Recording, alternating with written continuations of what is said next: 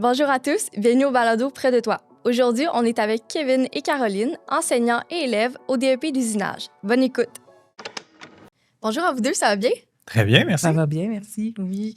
Est-ce que vous voulez vous présenter à tour de rôle? Bien sûr, vas-y. Ben moi, c'est Caroline, étudiante en usinage. J'ai été pendant 20 ans éducatrice spécialisée, puis c'est un retour aux études. Kevin, enseignant en usinage, je complète ma 2e année. Super. De ton côté, Caroline, qu'est-ce qui t'a amené en usinage?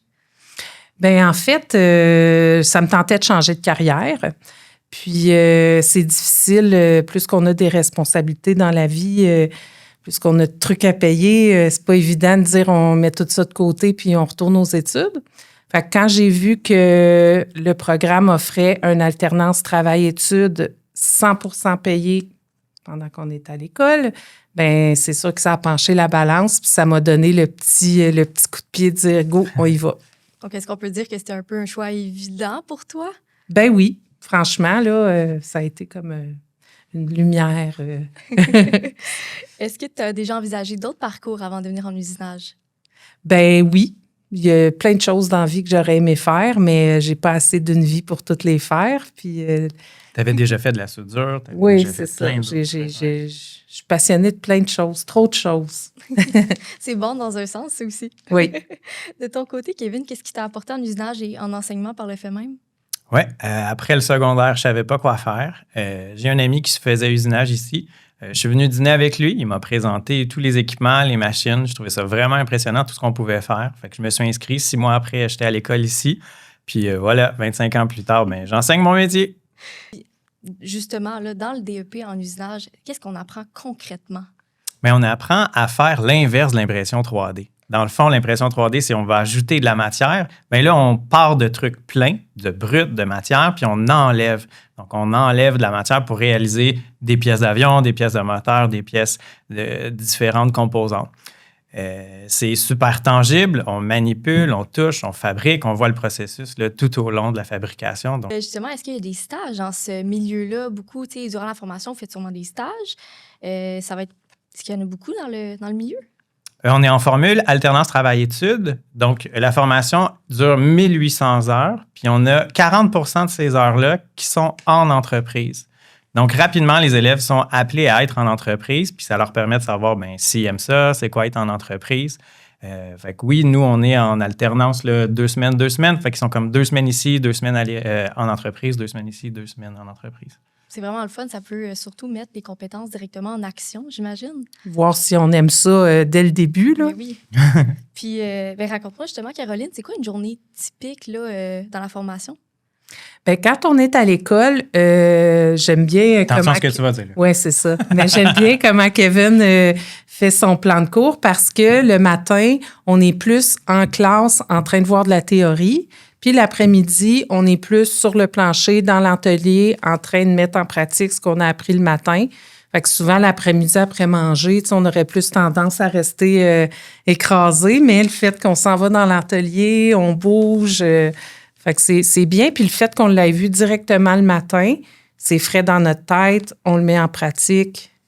Puis quand c'est en entreprise, ben on fait vraiment comme des vrais machinistes. On fait ce que l'entreprise, les pièces qu'ils ont à faire. Puis c'est des grosses journées.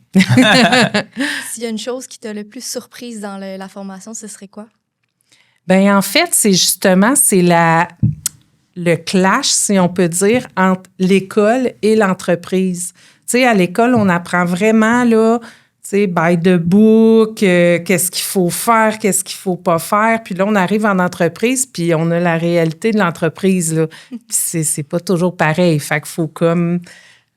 S'adapter à ça, là, tu sais. Fait que c'est quelque chose de pas tant facile?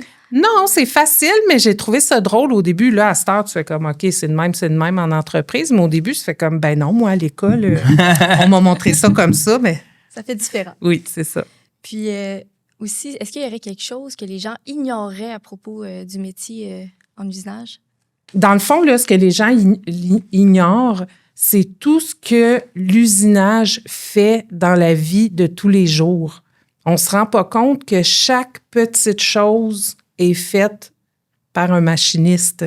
Autant sur les avions ou des choses plus technologiques qu'il y a une machine qui casse puis que la pièce se trouve pas à nulle part ailleurs, ben tu vas sur le bon vieux tour conventionnel puis tu la fabriques. Là. Ça, c'est assez impressionnant de voir qu'il y a beaucoup, beaucoup de choses dans notre vie quotidienne qui est faite par nous. À la main, dans le fond.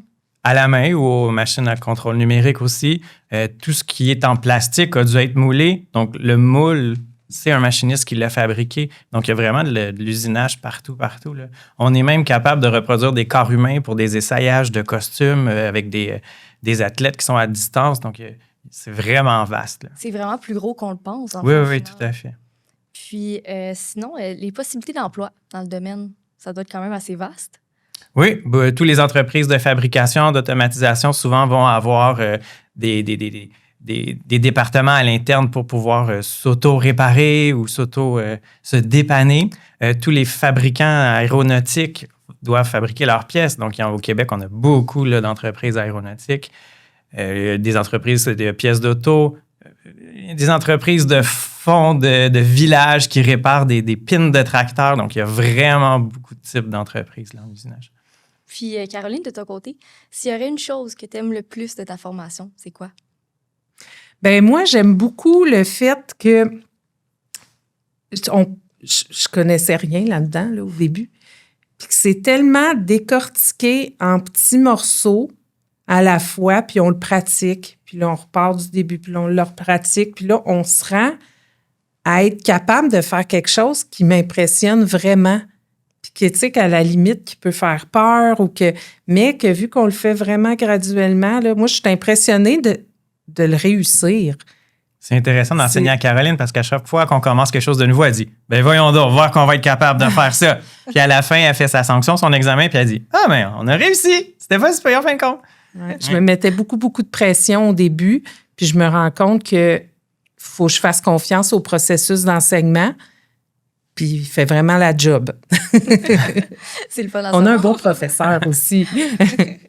Kevin, de ton côté, quelle partie du métier que tu aimes le plus? J'aime beaucoup ce qui est automatisation, amélioration. Donc, prendre quelque chose qui est existant, essayer de gagner du temps, essayer des nouveaux outils pour essayer de gagner là, des secondes, des minutes. Donc, c'est la partie de mon métier qui me passionnait là, beaucoup quand j'étais en entreprise. Donc, ouais. Puis, du côté des élèves, si on regarde en tant qu'enseignant, c'est quoi si je peux dire, les défis que tu observes le plus chez les élèves? Dans les groupes, il y a des gens qui arrivent qui sont hyper manuels, qui ont travaillé sur des autos, qui ont de l'expérience en soudure. Il y a des élèves qui arrivent qui connaissent même pas ce sens de dévisser. Donc, le défi, c'est de les emmener tout au même niveau puis de les garder motivés tout au long de la formation. Là. Donc, c'est un super défi pour moi. Ça doit être beau aussi, tu sais, de tes yeux à toi, de voir les élèves grandir à travers Les voir ça. réussir, oui, tout à fait. Quand ils sont fiers d'avoir fait leur pièce bonne Oui. du premier coup. Du premier coup. Puis, sinon, quel outil et équipement vous utilisez le plus? Bien, on utilise vraiment, on essaie de toucher à tout dans notre formation pour que quand on arrive en entreprise, on ait vu un petit peu de tout. Fait qu'au début de la formation, on voit le tour conventionnel, la fraiseuse conventionnelle. Même au début, on apprend à limer une pièce, à couper une pièce avec une scie à ruban. C'est vraiment basique. Puis là, on est rendu vers la fin de notre formation. On voit les CNC, les machines numériques. Puis on apprend aussi la programmation. OK. Fait que j'imagine l'intelligence artificielle, elle doit être rendue là-dedans On aussi. commence à la voir en entreprise. Là, ouais, on met des modèles à l'écran, puis tout dépendant de la base de données qu'il y a dans les logiciels, ils peuvent nous sortir là, des programmes semi-faits. Ouais, Tout ce qui est une nouvelle technologie, on doit j'imagine. valider. J'imagine qu'on doit se tenir à jour quand même assez souvent. On se tient au courant, on va dans des salons, on Ben fait des oui. activités, c'est le fun. Ouais. Mais l'outil qu'on utilise le plus souvent, c'est clair, c'est le vernier. On va toujours vérifier ce qu'on a fait, on va toujours mesurer, s'assurer de la qualité de notre produit. Donc, ils ont leur vernier là, souvent en main. Puis, est-ce que justement, il y a une technique que tu redoutais au début, mais que tu maîtrises super bien maintenant? Oui. Le tour conventionnel, là, la première fois que tu pars ça, là, ça tourne vite. C'est dans ta direct, t'es là. Puis là, tu dis, mon doux, je pourrais jamais aller mettre mes mains proches de ça ou avancer mon outil proche du mandrin. Puis finalement, on l'apprivoise, puis on réussit à se rendre à très, très proche du mandrin qui tourne. Puis j'aime beaucoup ça. Puis je suis fière, moi, dans mon entreprise, c'est une entreprise vraiment conventionnelle, là, un tour puis une fraiseuse. Fait qu'on en fait, c'est juste ça qu'on fait dans une journée. Puis j'arrive à faire des pièces tellement précises, là, des petites tolérances, là, puis ça, c'est une fierté. Oui, c'est sûr, c'est fière à la fin Ouais. de voir justement le travail qu'on a fait puis ce qu'on a accompli justement. Ouais. Donc, on va passer à la petite période des questions un peu épicées. Donc, Kevin, est-ce que c'est payant de faire ce domaine-là? Ça peut être payant, oui. Je te dirais, là, les élèves vont commencer autour de 20 de l'heure. Puis, tout au long de leur carrière, ils vont augmenter. Tout dépendant des secteurs d'activité, il y a des secteurs comme l'aéronautique, les éoliennes, tout ça. Donc, on peut aller chercher là, un 40 à 50 de l'heure, là, tout dépendant. OK, quand même. Puis sinon, est-ce que c'est possible de faire ce métier-là sans formation officielle?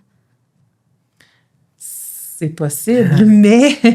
Il y a beaucoup de données techniques qui, d'après moi, vont être très difficiles à acquérir sur le terrain. Là, ouais. Parce qu'il y en a qui le font, mais tu n'auras pas d'avancement dans l'entreprise. Tu vas être moins versatile. Tu vas rester sur, mettons, un centre d'usinage, puis il va te dire tu pèses tel piton, puis c'est ça que tu fais, mais tu ne sauras peut-être pas pourquoi tu le fais. C'est peut-être pas toi qui vas mesurer tes outils ou peu importe.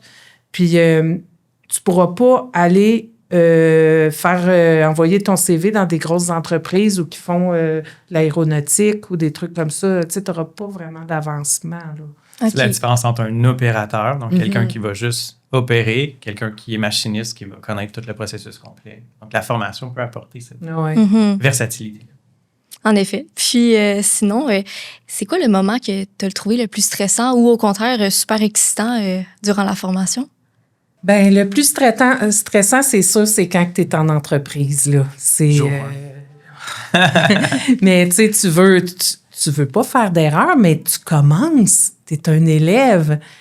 Fait que tu sais, c'est sûr que tu te mets de la pression. Puis ce qui est le plus stressant, c'est si tu fais un smash là, qui appelle quand ton outil elle s'en va trop vite dans la matière. Puis là, tu scrapes l'outil, tu scrapes la matière.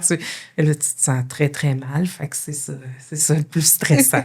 J'imagine que ça doit quand même être normal quand on c'est commence. normal, mais tu sais, c'est ça. Les entreprises, ils sont on veut tout courant. être parfait, là. Puis, en général, de quel projet de la formation les élèves sont le plus fiers? Les premières pièces de contrôle numérique, ils ont vu ça en entreprise, ils en font, mais là, de faire le processus au complet où c'est eux qui ont programmé la pièce, puis paramétré la machine, puis après ça sort la première fois, là, ils sont vraiment fiers de ça. Mais toute première pièce qu'ils font sur une nouvelle machine, ils sont fiers. Je les ai toutes gardées sur mon bureau. L'exposition. Oui. Est-ce que vous en faites justement des petites expositions de ce que vous faites des fois ou Non, mais ça serait une bonne idée. On pourrait afficher ça dans le corridor. des fois?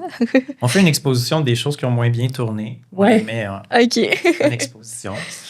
Donc, petite question en rafale sous forme de vrai ou faux. Vous répondez les deux quand ça vous tente le plus rapidement possible. C'est bon? Vrai. Donc, vrai ou faux, les machinistes font toujours le même type de pièces jour après jour. Faux. L'usinage, c'est un métier plus pour les gars. Faux.